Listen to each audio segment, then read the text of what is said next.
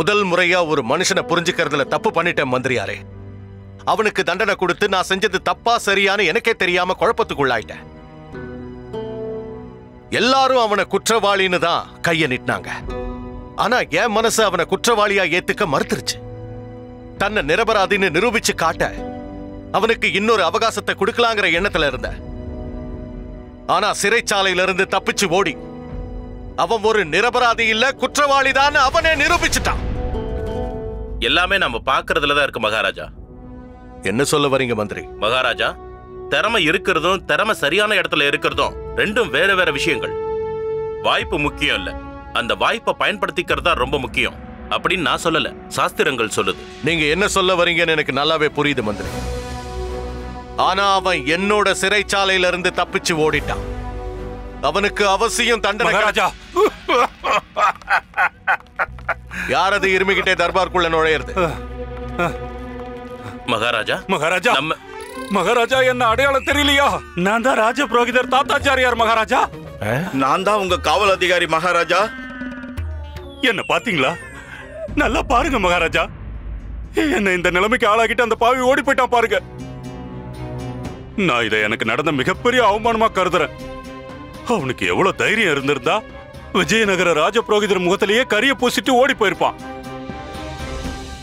போறவ சும்மா போகாம மூஞ்சில கரிய பூசிட்டு போயிருக்க. சொன்ன கடி பாக்குறதுக்கு அப்படியே கருங்குயில் மாதிரியே இருக்காரு. அவன் எதுக்கும் துணிஞ்சவன் மகாராஜா, எதுக்கும் துணிஞ்சவன். உங்க சிறையில இருந்த தப்பிச்சு ஓடி இருக்கான். என்ன அநியாயம்! மகாராஜா கிருஷ்ணதேவராயர் அடைச்சு வச்சிருந்த சிறையில இருந்து தப்பிச்சு ஓடி இருக்கான். மகாராஜா கோவப்படுவாரேன்னு அவன் கொஞ்சமாவது நினைச்சு பார்த்திருக்கானா? அவனை பத்தி எனக்கு முதல்லயே தெரியும் மகாராஜா. அவனை மாதிரி ஒரு அலட்சியமான கைதிக்கு ஆயுள் தண்டனை கொடுக்கறதுங்கிறது பெரிய விஷயம் இல்ல. அவனுக்கு நிச்சயம் மரண தண்டனை தான் கொடுக்கணும்.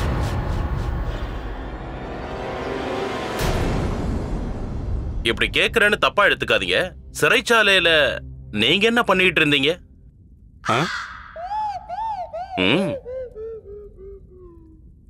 என்ன பண்ணிக்கிட்டு இருந்த? ஆமா குருஜி, உங்களை தான் கேக்குறாங்க. பதில் சொல்லுங்க குருஜி, பதில் சொல்லுங்க. என்ன பண்ணிக்கிட்டு இருந்தீங்க?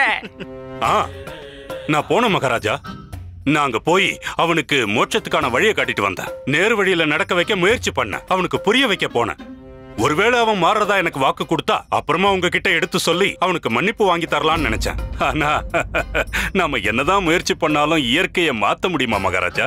நாம என்னதான் நாயோட வாலை நிமித்த முயற்சி பண்ணாலும் அது வளைஞ்சதுதான். அவன் எங்க மாற போறான்? பார்த்தான், அவகாசம் கிடைச்சது, அதை பயன்படுத்திக்கிட்டான். அது மட்டும் இல்ல மகாராஜா, விஜயநகரத்துல இருக்கிற ஒட்டுமொத்த புரோகிதர்களையும் பண்டிதர்களையும் அவன் ஏமாத்திட்டு போயிருக்கான். மகாராஜா கிருஷ்ணதேவராயருடைய அசைக்க முடியாத விஜய பரம்பரைய அசைச்சிட்டு ஓடி போயிட்டான். மகா மந்திரியாரே, சொல்லுங்க மகாராஜா. நகரத்தோட மூல முடுக்கெல்லாம் தேடி பாருங்க. ஒவ்வொரு வீட்லயும் சோதனை போடுங்க. பூமியை ரெண்டா பிளந்தாவது அந்த தெனாலி ராமகிருஷ்ணனைய முன்னாடி கொண்டு வந்து நிக்க வைங்க. உத்தரவு மகாராஜா. நானே உங்க திருவடி சரணம்னு இவ்வளவு தூரம் உங்களை தேடி வந்திருக்கேன் மகாராஜா. அப்புறம் என்ன தேட வேண்டிய அவசியம் என்ன இருக்கு?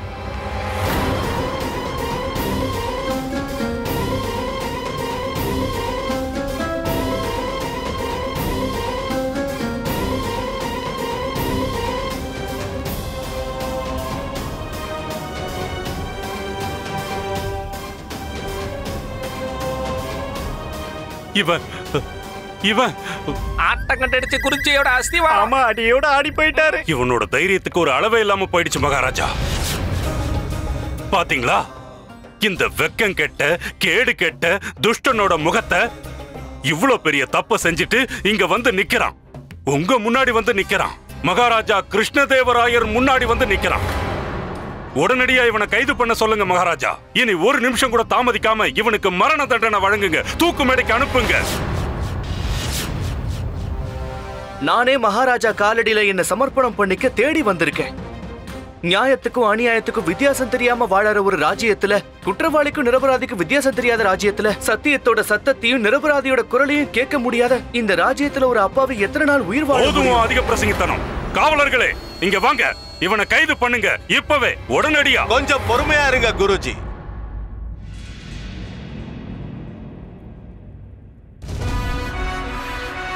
அப்படின்னா உனக்கு இங்க நியாயம் கிடைக்கலன்னு சொல்றியா? விஜயநகரத்துல உன் குரலை கேட்டு உனக்கு ஆதரவு கொடுக்க யாரும் இல்லைன்னு சொல்ல வரியா?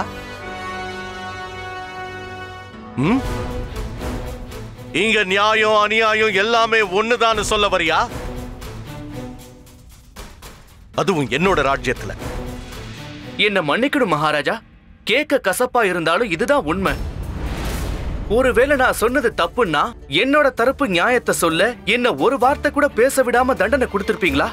எது உண்மை எது பொய்னு என்ன உன்னை பேச விடல? எது நீ சொல்ல போற உண்மை? உண்மை ஒண்ணுதான் மகாராஜா, நான் திருடன் இல்ல, என் பேரு மல்லு தேவனும் இல்ல. எத்தனையோ பேரு உயிர் வாழ வைக்கக்கூடிய கண்கண்ட தெய்வமான உங்களை ஆசையா பார்க்கணும்னு ஓடி வந்த உங்க ராஜ்யத்துல இருக்கிற தென்னாலி கிராமத்தை சேர்ந்தவன். அப்படி வந்த என்ன ஒரு குற்றவாளியா உங்க முன்னாடி நிக்க வச்சுட்டாங்க மகாராஜா. அப்படின்னா நீ நிரபராதின்னு சொல்ல வரியா? ஆமா மகாராஜா, இல்ல, நான் நிரபராதிதான். நான் எந்த குற்றமும் செய்யல.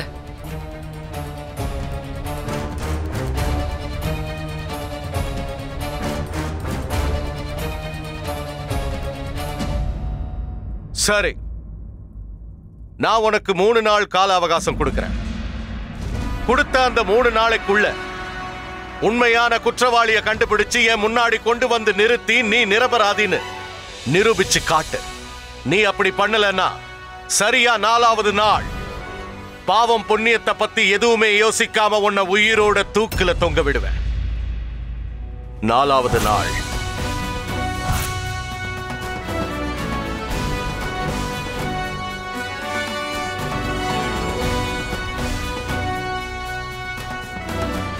சபை கலையலாம்.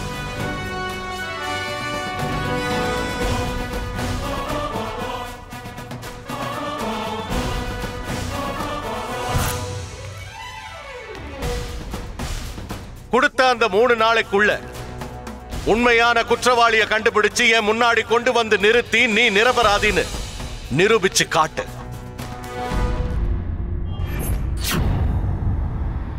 ஏய் பண்டிதா, நீ எவ்வளவு உயரம் இருப்ப? நீங்க கேட்டது எனக்கு புரியல குருதேவா. உன்னோட உயரம் எவ்வளவுன்னு தெரிஞ்சுக்கிறது நல்லது தானே? வேற கிராமத்துல இருந்து வந்திருக்க, எங்களை பொறுத்த வரைக்கும் விருந்தாளி தானே. அப்படி இருக்கும்போது எனக்கும் கொஞ்சம் கடமை இருக்கும் இல்லையா? என்ன சொல்ற?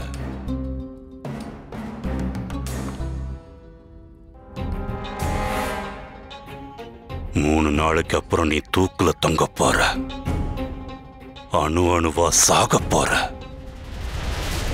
உன்னோட ஈம சடங்கை யார் செய்வா? நான் தானப்பா செஞ்சாகணும். அதனாலதான் இப்பவே உன்னோட உயரம் என்னன்னு தெரிஞ்சு வச்சுக்கிறேன்.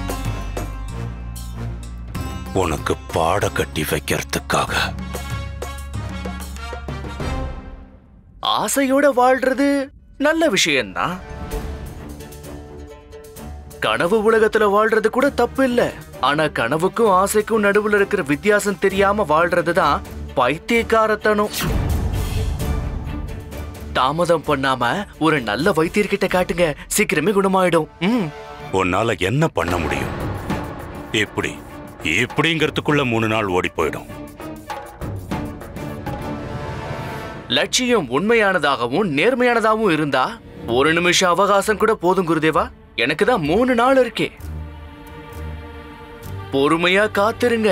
இன்னும் நீங்க சந்திக்க வேண்டிய எதிர்வினைகள் நிறைய இருக்கு. நான் இருக்கனே, பிரிக்கவே முடியாத கோந்து மாதிரி. ஒரு தடவை ஒட்டிக்கிட்டேன்னா உங்களை விடவே மாட்டேன், பின்னாடியே வருவேன். இப்போ உங்க உயிரே போனாலும் சரி, இந்த பண்டிதன் ராமகிருஷ்ணன் உங்களை பின்தொடராம இருக்கவே மாட்டான்.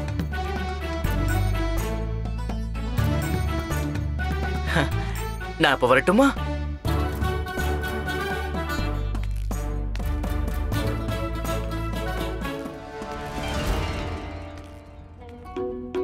அவனை மாட்டி விளையாண்டு இவரு நினைச்சாரு அவன் என்ன நம்மள மாதிரி முட்டா பையனா இவர் விரிச்ச வலையில விழுகிறதுக்கு.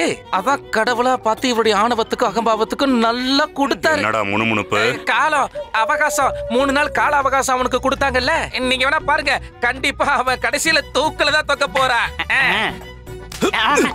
குருஜிக்கு ஜெய்.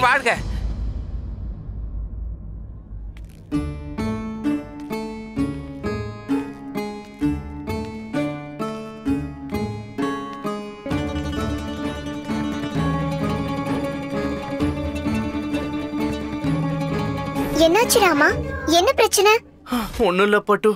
ஏதோ ஒரு உத்வேகத்துல தாத்தாச்சாரியார் கிட்ட சவால் விட்டுட்டேன். ஆனா இவ்வளவு குறைஞ்ச கால அவகாசத்துல இதெல்லாம் எப்படி முடியும்? இருக்கிறது 3 நாள். அதுக்குள்ள மல்லுதேவனை எப்படி பிடிப்ப? எது எப்ப நடக்குமோ அது அப்ப நடந்து தீரும் ராமா. இப்ப இவரை என்ன பண்ண போற? யார? இவங்கள உன்னுடைய எதிரிலேயே ரொம்ப வருத்தமா உட்கார்ந்துட்டு இருக்காங்கல்ல, உன் குடும்பத்தார.